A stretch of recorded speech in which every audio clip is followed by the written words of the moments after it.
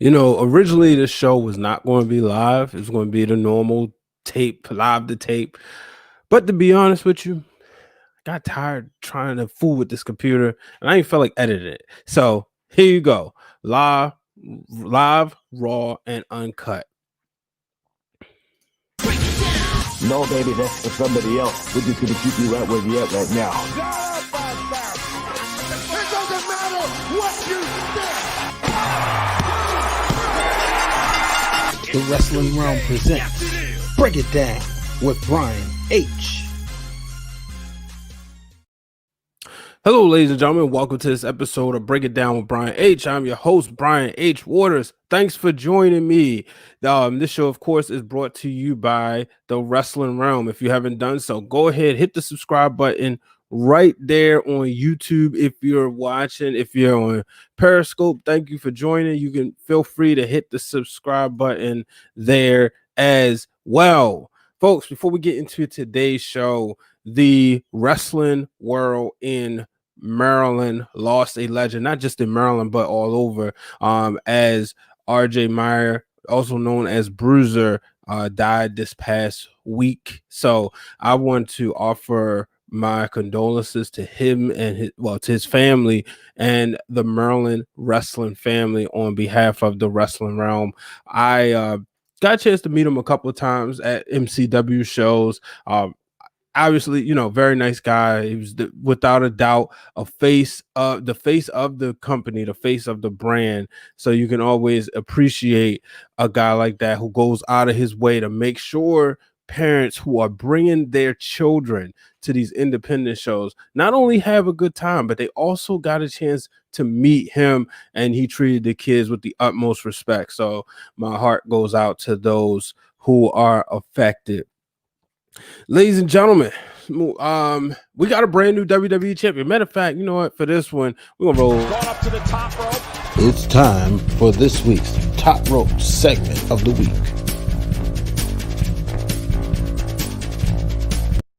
Top rope this week, Drew McIntyre, once again, the WWE Champion. I know some people liked it, some people didn't.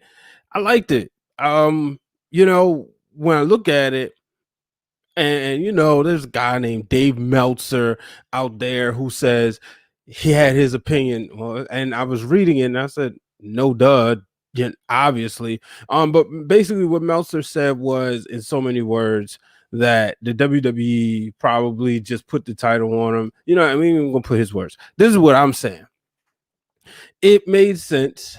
I like Randy taking the title from Drew for two reasons. It gave that kind of like it freshened things up, shake things up. You saw it coming, but you didn't. But then Monday Night Raw, they treated it like a big deal that it is, a big championship fight, a big championship atmosphere.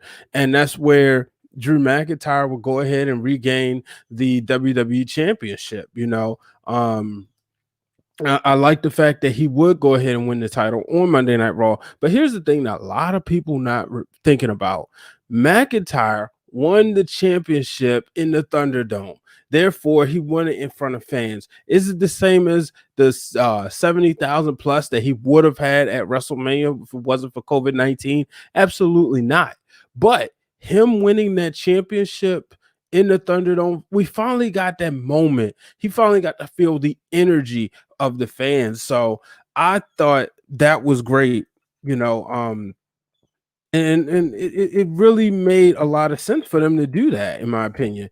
It gave him that opportunity to get exactly what he had been waiting for, that moment. But it also kind of reset him, and it put, it kind of made him go to another level. You saw him coming out there with, with the sword and everything. So it put Drew McIntyre at another level, put him in a situation where it's like, okay, now, and even you could look at it as, okay, now I know I got to be on my P's and Q's. I can't get caught slipping with a guy like Randy Orton. But let's also look at for this part.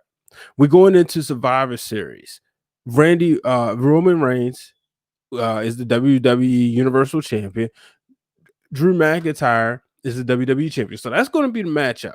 We saw him invade SmackDown last week coming at Roman, and then all of a sudden here's Jey Uso. Well, as my man King Coley said, they kind of gave it away. That right there, and I gotta agree with Coley when you think about it. It did make you think, you know what? Just maybe McIntyre will win this because after all, why would he show up on SmackDown and lose to Jey Uso only, and then Roman came out there only for them not to have a payoff later. And Randy and Roman would have been cool, but I think you in this situation do want that heel face dynamic. And it is interesting that for the fourth time, I think, third or fourth time, third time, the title versus title match, well, I guess we can't call it a title versus title, the champion versus champion match is now is now changed. We saw that when it was AJ Styles. It was supposed to be Jinder versus Brock. Instead, it was AJ versus Brock. Then it was supposed to be AJ versus Brock 2. Instead, it was Brock versus Daniel Bryan. And now it was supposed to be Randy Orton versus Roman. And now it's going to be Drew McIntyre versus Roman. So it should be a good match. I'll probably do a Survivor Series preview in the next couple of days. If you just joined, thank you for joining this episode. Break it down with Brian H. If you excuse me, go ahead and hit the subscribe button to our YouTube channel if you haven't done so. And also, feel free to jump in the comments and, talk wrestling with me. So let's see what else. Let's go to AEW, right? So AEW, we saw the main event. What was it? Well, let's get right to the finish. Will Hobbs, he turns on Cody. And I'm like, oh boy, so I gotta be honest with you. I was watching NXT, but obviously I looked through and the things and I saw it and I was like, oh man, this is a big deal, This is a crazy. So I like Will Hobbs with Tazz. Didn't see it coming necessarily. I know, I believe Tazz tried to recruit him, but it's gonna be interesting to see him and Brian Cage together because, like, right now, to me, Brian Cage looks like another musclehead in wrestling. We see Mason Ryans, we see Rybacks. You tell me what's the difference between Brian Cage? To me, he's not being portrayed and booked like a big deal. At first he was, but now not so much. So maybe I'm wrong, and then again, maybe I'm not. So we shall see. But how about Retribution? Are they getting going again? We saw this past week. We saw that they were victorious over the Raw representatives for the Survivor Series. So that made me think, I'm like, wait a minute. Okay, well, I want to see where they're going with this because I know there's some Retribution fans and some aren't. Hey, EPW show, showing some love. Definitely appreciate that. Thank you for joining. I still in Retribution, and they had this big deal. It was supposed to be a big deal, but then suddenly it's like they're getting beat. So you want to see Mustafa Ali in this situation. You want to see how far he can lead this group. This was a key win. Regardless of what, they are the Survivor Series participants, but they're all big stars. That's the bottom line. All Survivor Series participants are big stars, so it made sense. And I thought this was huge for Retribution to get this victory, and I really do hope it allows them to get going again. I don't know if it will, but I really do. I hope it allows them to get going again because that's going to be real important if they're going to be taken seriously. A lot of people don't take them seriously. You got names like T-Bar and Slapjack. It's kind of hard, but we did see, I almost call her Mia Yim. We did see Reckoning, attack. I think it was, attack Dana Brooke and, ultimately getting her out of the Survivor Series match for the women. Unfortunately, Mandy Rose got hurt by Nia Jax, which, here we go again. Nia Jax looking a little dangerous. Now, some people say maybe Mandy Rose should have grabbed the ropes, but nonetheless, this is, here we go again, the Survivor Series 2 years ago. It was the same thing. It was the same thing with Becky Lynch. So I wonder if this will ever get addressed by Nia Jax going out there just kind of being reckless. Let's call it for what it is. It seems like she can actually land the table spot with Lana, right? Even though we're tired of seeing it. And Lana just gets in her way. It's something we have always seen, something we've seen since day one. She tends to stay getting in the way when it comes to they told her, get in there and don't touch nothing. It's like kind of what we told 2020. Get in and stay put, and she didn't. So but who knows, man? Who knows? If you're on Twitter, make sure you following us at Wrestling Realm. Follow me at Brian H. Waters. Hit the retweet button for me, y'all. Share the show with your friends as I put this in a few group chats. So, but let's take a quick break as we come back and we'll talk about Sasha Banks. So if you haven't done so, make sure you check out our series called Gimme the Book. And if you haven't, here's a clip. It should have been The Rock and Triple H, the match we got at Backlash. When you think about some of the top rivalries we've seen in professional wrestling, we've seen Hogan and Savage in the main event. We've seen Hogan and Warrior, Hogan and Andre. We've seen Bret and Shawn. Okay. We've seen Austin and Rock. We got even John Cena and Batista. We never got Randy Orton and John Cena one-on-one at Mania. Okay. Don't want it now. But we never got Rock and Triple H one-on-one at WrestleMania. That was the time to do it. The Rock had just won the Royal Rumble. Triple H was the hottest heel in professional wrestling. There was no need for the Big Show. There was no need for Mick Foley. Yeah, it might have been a bit excessive. I guess you got a point there when you put it that way. Yeah, you go back and look at that WrestleMania. There's only one singles match. Yeah. You remember what that match was? Houston, we have a problem.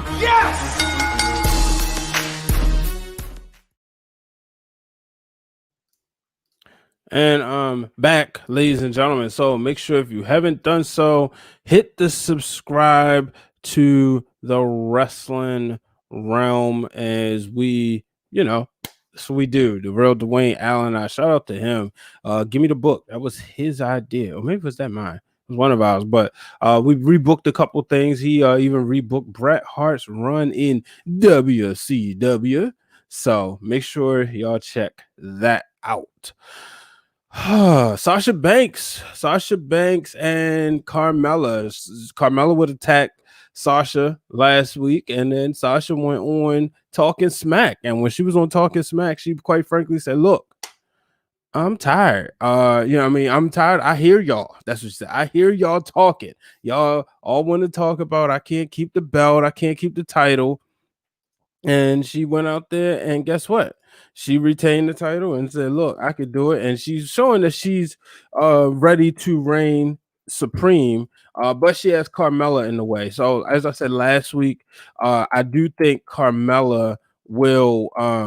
This is just a bump in the road. I don't really see this being such a big deal. I don't see Carmella being the one who will beat Sasha Banks for the championship.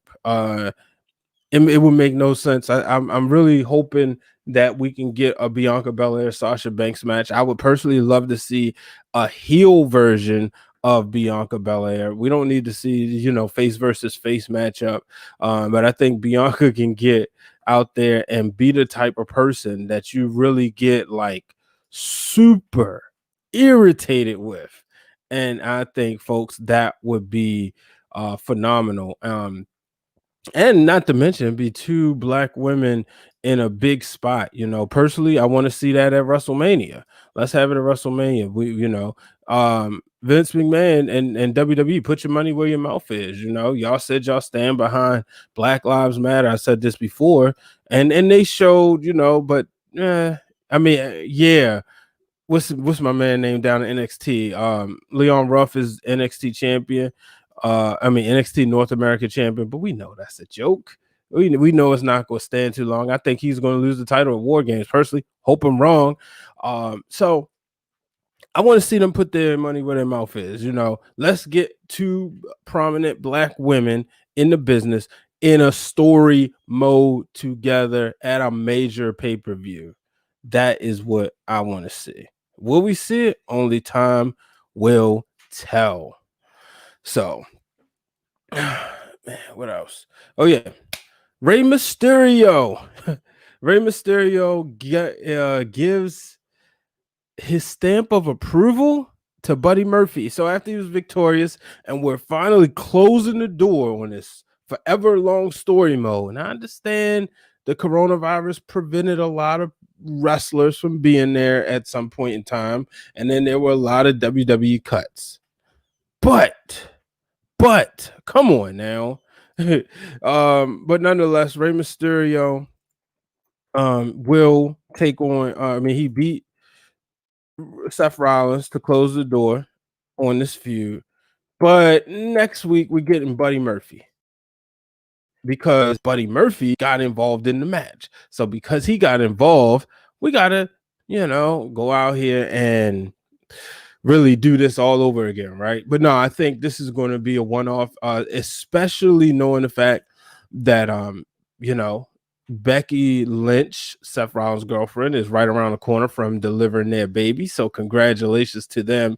She took her pictures, her maternal pictures. So that's the good part as far as that's concerned. That he will, I think this week gets beat good by Buddy Murphy. I'm still not comfortable with that storyline as far as a fan. I don't like it, I should say. Buddy Murphy and Aaliyah, like, why? We don't have to go there. It could have been just a respect thing. It was not necessary for them to fully do that.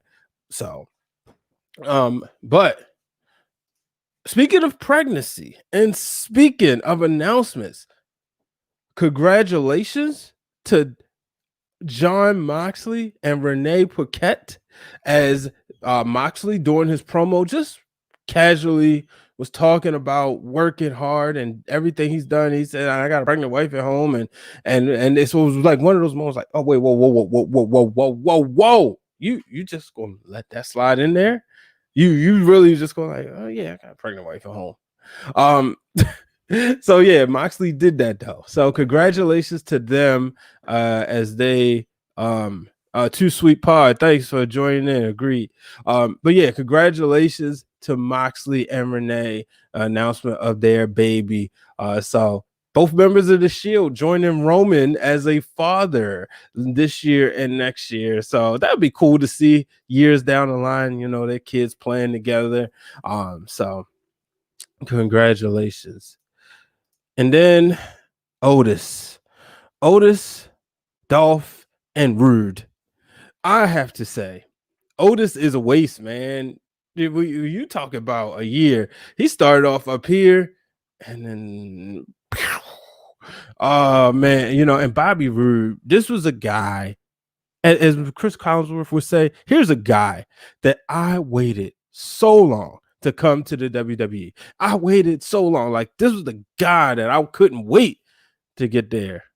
Only for him to come to the WWE and just be a utility guy. Now, NXT, he was the man. I thought when he came out the Glorious, I said, oh, this is going to be good. Some things don't translate to the main roster, but you think, well, this should, right? This should be able to translate. Why not? Wrong. Apparently they don't see it. And he hasn't, he's been the United States champion, but catching up on wrestling.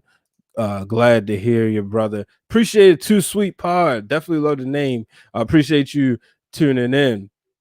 But yeah, I just don't get it. Like, Bobby Roode could be so much more. I get he's older, but even a couple years ago, the Survivor Series, he was in that big Survivor Series match. You kind of got to see him and Triple H in the ring together, but now he's just doing tag team matches. And Dolph Ziggler's he's not stealing shows no more.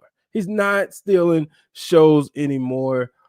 So that's what I said, it's just been real disappointing. So, but I'm going to go ahead and take a break. Actually, I'm not going to go too far, let's see if I can share this video with you guys. Yeah, it looks like it's going to work. Oh man, this is lost your permission. Follow these steps. All right, so I gotta go get permission. But what I want to do is show you guys this video from the Black Wrestling Alliance, the Jet Power X coming up. Why would we do that? Full disclosure, right? I'm just, we sitting here on the pod and you keep it real. I'm sitting here, I upgraded my MacBook and my iMac and to the new operating system. And I was using OBS to record and it just decided it wasn't gonna come up. So I said, you know what? We'll go StreamYard. But then if I record, what that means is I'm gonna have to edit, right? So that's when I decided today, you know what? We're gonna we're gonna take out the editing process. We're going to just go live. So that's one less job I gotta do later. I still gotta edit the audio for my podcast listeners. So if you out there and will not be until so I'm not gonna quit and reopen. Actually, yeah, probably can. No, I'm not gonna do that. So yeah, hopefully you guys get a chance to check out the Jet Power X. I'll run it on the next episode. But if you're not doing so, make sure you follow the Black Wrestling Alliance. Where you can keep up to date with all wrestlers, all Black wrestlers, to see what they're doing. So actually, what I'll do is we can go around the net because there's some things online that we got to talk about. So let's go around the net. Around the Net, brought to you by B Waters Productions. If you're looking to get an event filmed or high quality pictures, you want professional quality, simply go on Instagram. Around the Net, brought to you by B Waters Productions. www.brianhwaters.com on bwatersproductions.com or Instagram at B Waters Productions. So this segment Around the Net, let's just talk about a couple things that's going on. Kane and Undertaker, they had this sit down discussion, kind of like Kobe and Shaq, Magic and Isaiah did on NBA TV. We saw that with Undertaker and Kane as WWE is putting together a lot of content discussing the Undertaker's 30-year career. As we know, Survivor Series, they're saying this is going to be it. Hopefully it's not an angle, but this is going to be it. This is the finale this Sunday. But what we saw is that one of the things that stuck out to me more than anything of everything that was said, the main thing that stuck out was the fact that the Undertaker said that he went to WrestleMania 30 and he was going over. And he even said, he kind of pushed back on Vince a little bit, said, really, Brock? Well, he don't need it, but okay. And I was like, man, so that day I wasn't too mad. I know some people were furious, some people was leaving, but my guy, Daniel Bryan, took that home that night, so I was happy. But it was like WWE said, okay, we got something for you. We're going to take you up here because we're going to disappoint. We're going to disappoint you right now because we'll get you yours. We're going to disappoint you real quick. But I didn't like it. And he even brought up the fact of Roman. And I remember, shout out to my brother Corey, said that night, him and my brother Glenn, we all sat around afterwards and we talked wrestling for probably like a half hour. And one of the things Corey said was that reaction that was at WrestleMania 30, you would have got that even more at WrestleMania 33. If Roman would have been the guy to beat the Undertaker for the first time, Undertaker leaving it all in the ring, making you believe that this was it. You imagine, I was there. I saw tears coming out of grown men and women's eyes when they believed that they had just witnessed the Undertaker's last match. And that whole thought process, like, man, this is it. The Undertaker's last match. We just watched that. Only for him to come back and wrestle at, 3 more WrestleManias. So that was disappointing. But the fact is that, he went out there and it's like, man, but who knows? We'll see what happens this Sunday. But yeah, listen to Undertaker and Kane talk. I mean, make sure you guys check it out. I mean, if you're an Undertaker and Kane fan, if you're a fan of this rivalry like me, it's something you'll really enjoy to hear them talk the history of their rivalry all the way going back to before when they was in Smoky Mountain. And when Undertaker saying he was disappointed that when Kane came up and they put him as a dentist. So make sure y'all check that out. And then also, I mentioned Roman Reigns earlier. I was watching, shout out to my boy Corey Woods, his new podcast, and I gotta get the name of it. He had Roman on there. He had his podcast on Woodard Sports. He had the Eric Bischoff on there. And one of the things Bischoff talked about was being saying he doesn't hate Roman Reigns. And he said it. He said he don't hate Roman Reigns, but he brought up a good point.